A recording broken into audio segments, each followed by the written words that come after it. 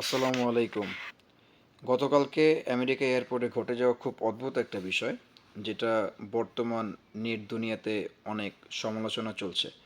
Tokyo থেকে এক মহিলা, বয়স্ক মহিলা, ওনাকে দেখলেই বোঝা যাচ্ছে ওনার বয়স বেশি হবে।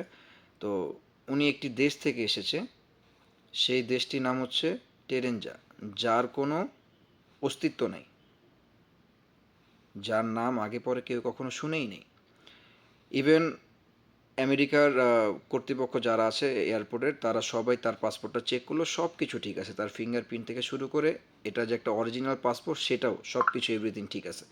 এবং উনি যে পাশাপাশি আরও অনেকগুলো দেশ সে ঘুরেছে, সেই দেশগুলোরও কোনো অস্তিত্ব নেই, মানে সবই কাল্পনিক। মানে বিষয়টা নিয়ে খুব একটা মাতামাতি চলতেছে, মানে কি হচ্ছে, একটা ভাবার বিষয়। আল্লাহ তাআলা, মানে আপনি একটাবার চিন্তা করুন যে উনি অনেকগুলো দেশগুলো ঘুরেছে, এই দেশগুলোর আমাদের কাছে কোনো অস্তিত্ব নাই। তার মানে আরও একটা দুনিয়া, মানে একই দুনিয়ার মধ্যে আরও দুনিয়া। ভাবার একটা বিষয়।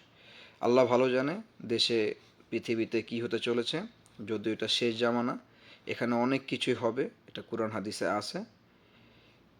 এতে করে বেশি আশ্চর্য হওয়ার কিছু নাই, কিন্তু আমাদের জন্য বিষয়গুলো একটু ভাবার হয়ে দাঁড়ায়। আল্লাহ আমাদেরকে হেফাজত করুক, আমিন।